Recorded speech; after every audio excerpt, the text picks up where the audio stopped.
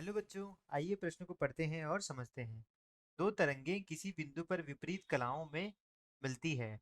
इनके बीच संभावित कलांतर क्या क्या हो सकते हैं। प्रश्न में हमें दो तरंगें दी गई है जो विपरीत कलाओं में मिल रही है किसी बिंदु पर, तो इनके बीच हमें संभावित कलांतर का मान हमसे पूछा है। तो सब प्रश्न को हल करने से पहले हम प्रश्न की मुख्य अवधारणा के बारे में जान लेते हैं। इस प्रश्न के लिए जो हमारी मुख्य अवधारणा होने वाली है वह यह है कि कलांतर तथा पथांतर में जो संबंध है हमें ज्ञात है कि डेल्टा फाई बराबर 2 पाई बटे लेमड़ा गुना डेल्टा एक्स होगा, जहाँ डेल्टा फाई हो जाएगा कलांतर और डेल्टा एक्स हो जाएगा पथांतर तथा लेमड़ा तरंग दैर्ध्य हो जाएगा। अब बढ़ते हैं हम प्रश्न की तरफ। तो प्रश्न में हमसे ये जो किसी बिंदु पर दोनों तरंगे विपरीत कलाओं में मिल रही है, तो तरंगों के विपरीत कलाओं में मिलने के लिए जो पथांतर का मान होगा, हम जानते हैं कि दो तरंगों का विपरीत कलाओं में मिलने के लिए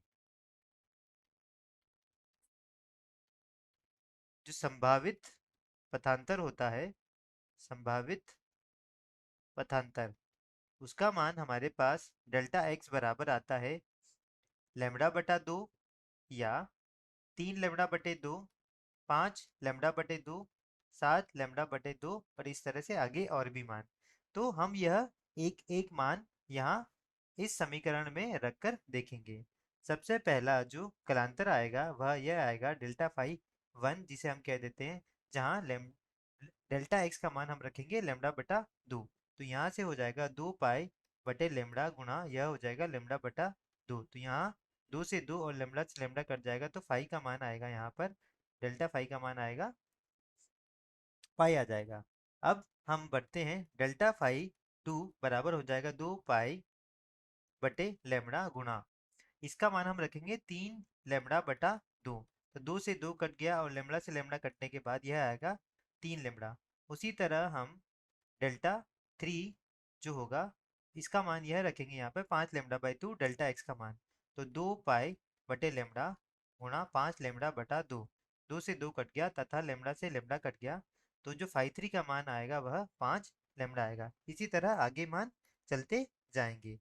तो यहाँ जो डेल्टा फाई या कलांतर के संभावित मान जो आएंगे वह आएंगे हमारे पास, कलांतर के जो संभावित मान होंगे वह होंगे पाई, 3 पाई, 5 पाई, 7 पाई या इसी तरह निरंतर चलता जाएगा।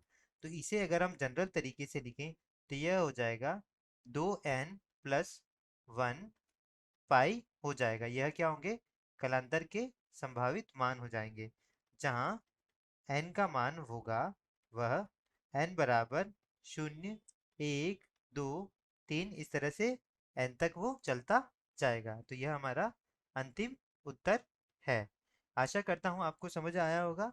धन्यवाद।